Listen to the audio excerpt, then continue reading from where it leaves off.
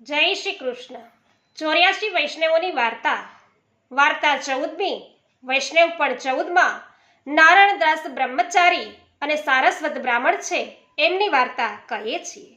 વૈષ્ણવો આ નારાયણદાસ છે બ્રહ્મચારી, એ મહાવનમાં રહેતા અને તેઓ ઠાકોરજીની સેવા ખૂબ જ રૂઢી રીતે કરતા અને તેમના માથે શ્રી ગોકુળચંદ્રમાજી બિરાજતા હતા, એટલે તેઓ ગોકુળચંદ્રમાજીની સેવા કરતા।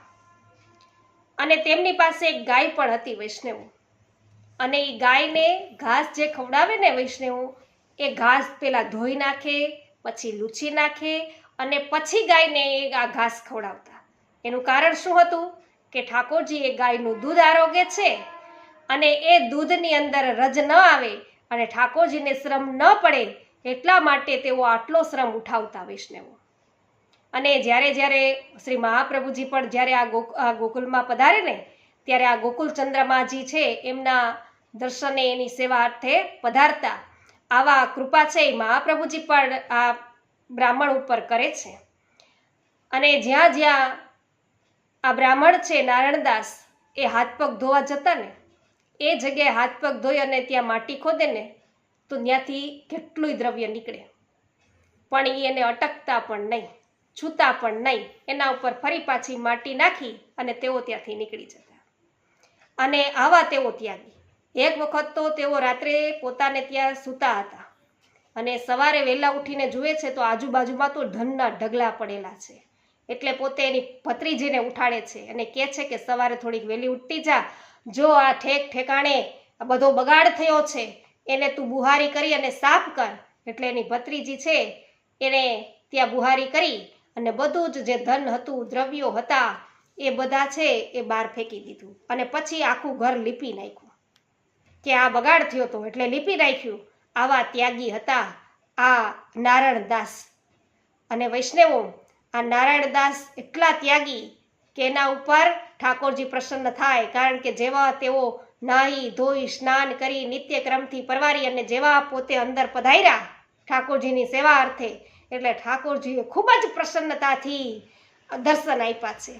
એટલે અત્યારે નારાયણદાસ છે એ શ્રીનાથજી બાવાને આ ગોકુળ જે ચંદ્રમાજી છે એમને પૂછે છે કે આ ઘટા છે એ ક્યાં છે વરસવાની છે?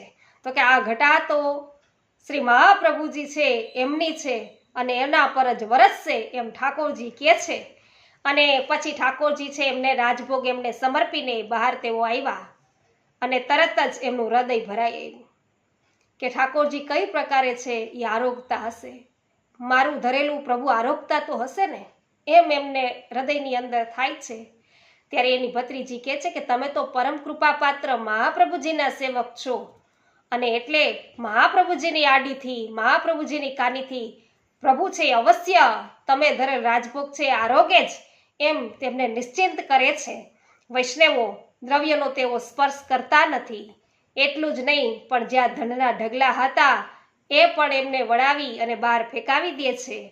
તો એ બ્રહ્મચારી અને ત્યાગી એવા વૈષ્ણવ છે।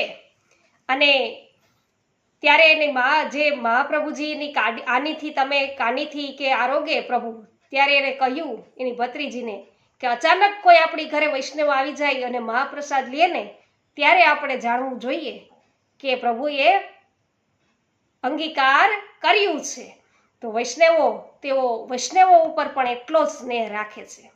એક વખત એવું બન્યું કે પોતે ઠાકોરજીની સેવા શૃંગારમાંથી તો પરવાર્યા અને તરત જ રાજભોગની છે એમને તૈયારી કરી, સુંદર મજાની ખીર છે એ તૈયાર કરાવી અને ખીર છે એ પ્રભુને ધરે છે, ઠંડી કરવા રાખે છે।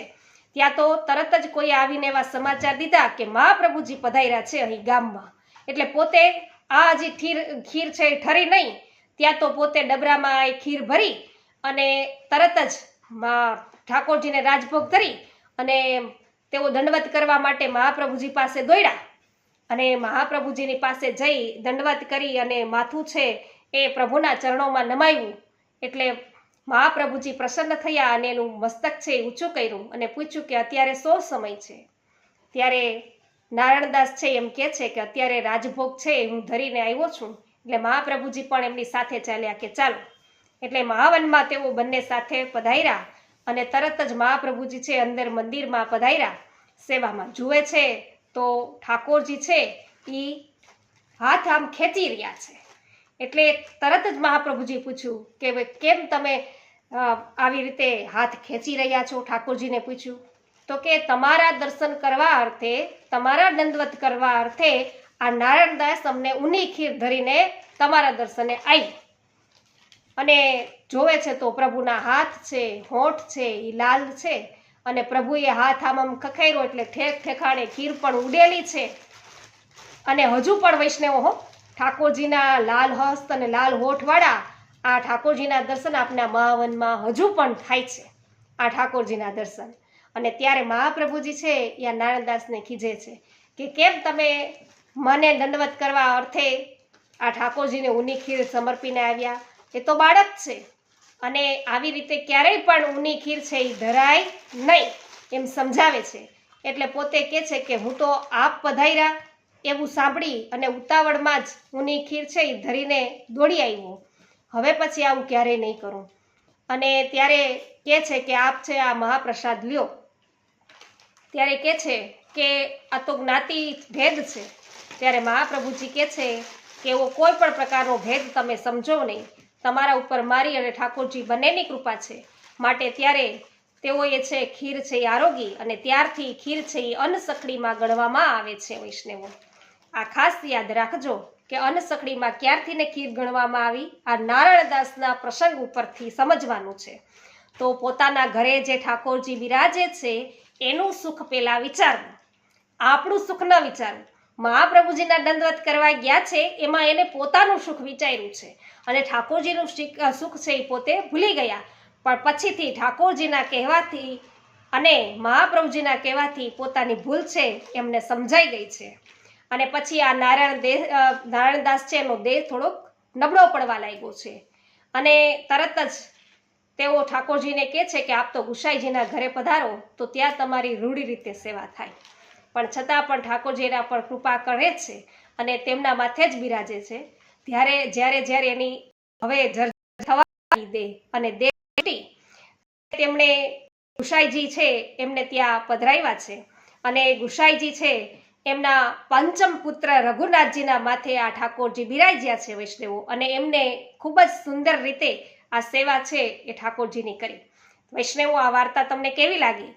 જો તમને વાર્તા પસંદ પડી હોય તો અવશ્ય લાઈક કરજો, કોમેન્ટ કરજો, શેર કરવાનું ભૂલશો નહીં અને અવશ્ય જો ચેનલ સબસ્ક્રાઈબ ન કરી હોય તો કરી લેજો. વધુ વાર્તા સાંભળવા અર્થે અહીંયા લિસ્ટ આપેલ છે તેમાં ક્લિક કરજો. જય શ્રી કૃષ્ણ.